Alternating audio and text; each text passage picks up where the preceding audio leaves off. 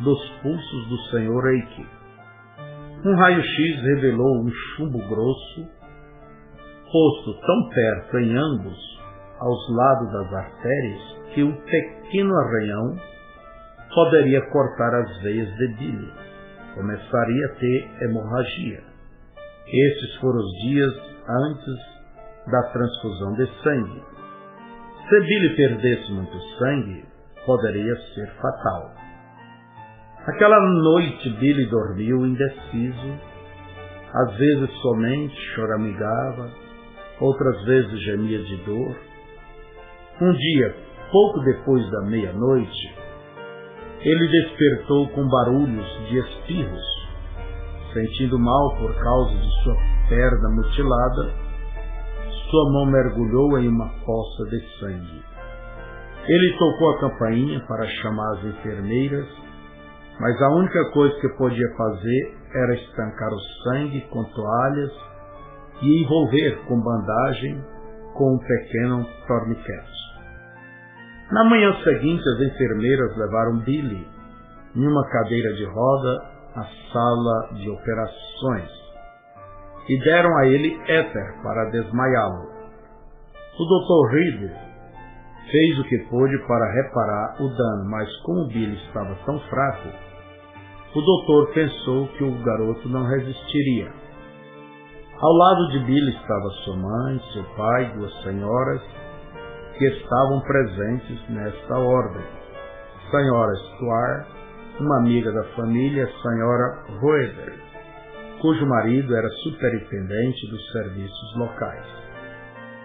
Billy dormiu por 8 horas sob anestesia. Quando ele finalmente abriu seus olhos, ele viu a senhora Roeder sentada próxima à sua cama, chorando, porque ele estava próximo da morte. Ele adormecera e nas próximas horas ele acordara e ficara inconsciente várias vezes.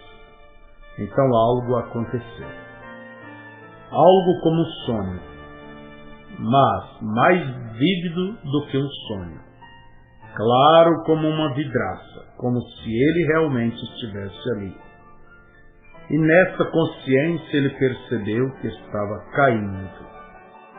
caindo através de pequenas nuvens em uma eternidade escura, afundando, afundando, afundando.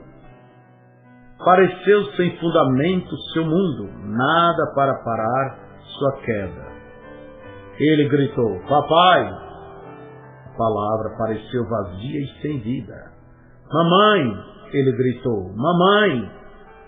Sua mãe não estava ali. "Deus!" Ele gritou: "Segura-me!" Seu lamentável choro soou vazio na imensa ostentação. Era a escuridão sem fim? Ele tinha passado além do reino da terra, além do alcance de Deus? Talvez ele continuasse caindo assim para sempre. O terror o agarrou.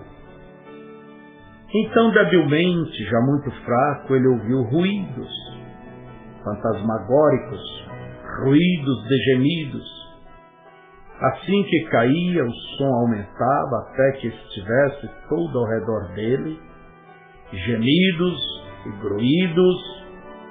Agora faces apareciam na escuridão, faces de mulheres, faces horrorosas com gangrenas, de cor esverdeada ao redor dos seus olhos e bocas torcidas gemendo.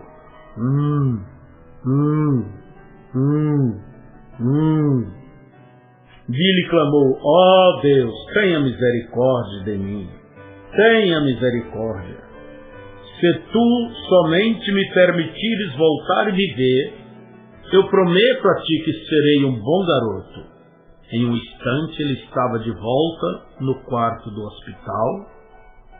Sua obscurecida visão enfocou firmemente os olhos escuros de sua mãe.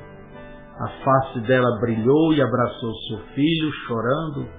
"Oh, Billy, Billy, pensávamos que estivesse morto. Graças a Deus, você está vivo." "Vivo sim, mas pouco." Não havia penicilina disponível naqueles dias, e a lesão brutal queimava com infecção. Ele permaneceu no hospital estirado por semanas.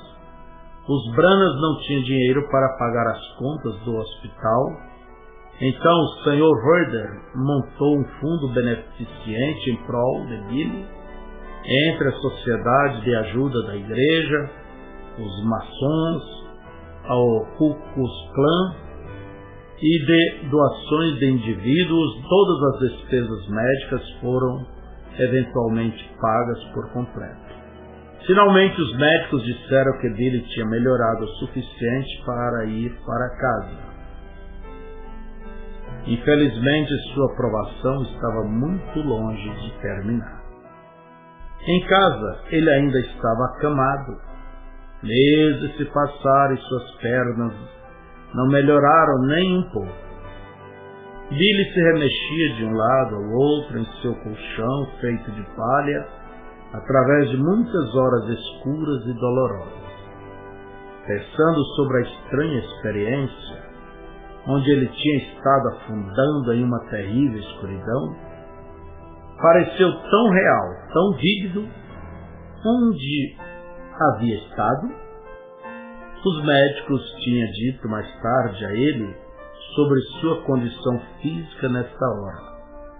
Sua pulsação havia caído tanto que eles tinham certeza de que ele estava morrendo. Billy desejou saber se ele poderia ter estado caindo no inferno. Isso o incomodou. Ele pensou, permita que eu nunca vá a um lugar como aquilo. Permita que nenhum outro ser humano tenha que ir a um lugar como aquele. Então ele pensou sobre o que ele tinha prometido a Deus. Se tu somente permitires que eu viva, eu prometo que serei um bom garoto. O que queria dizer ser um bom garoto? E quem era Deus de qualquer forma? Toda a experiência o confundiu. Assim que a estação do gelado inverno aqueceu-se na primavera de 1924, pareceu aparentemente que a lesão de Billy estava piorando, não melhorando.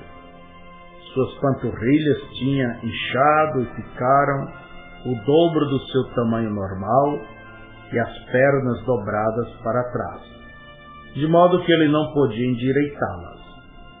O Dr. Reed diagnosticou sua condição como sangue intoxicado causado por fragmentos que foram deixados em suas feridas. Novamente a vida de Billy estava em risco. O doutor recomendou que ambas suas pernas fossem amputadas até o quadril. Billy não suportava a ideia de perder suas pernas. Como ele caçaria e caminharia pela floresta, melhor que estivesse morto. Com absoluta determinação, ele recusou ter suas pernas amputadas, dizendo em pranto, não, doutor, apenas venha um pouco mais alto e corte aqui. E com sua mão ele desenhou uma linha atravessando seu pescoço. Há uma chance que você pode conseguir, já que não amputamos. Dr. Red respondeu. Nós poderíamos tentar limpar o material estranho de seus ferimentos. É uma chance pequena, mas pode funcionar. Era uma chance pequena e Billy estava disposto a tomá-la. Então, 7 meses depois do disparo acidental, Billy deitou-se em uma mesa de operação. O Dr. Reed e o Dr. Pell, um especialista de Louisville, reabriu seus ferimentos e cuidadosamente procurou através da carne pedaços de roupa de caçar, manchas de bucha da espingarda e tanto chumbo grosso quanto eles puderam encontrar e retirar. Então eles suturaram e fecharam as incisões e esperaram pelo melhor. Billy dormiu muitas horas sob anestesia. Saindo de si e entrando nas luzes brilhantes da consciência, Billy teve uma outra notável experiência.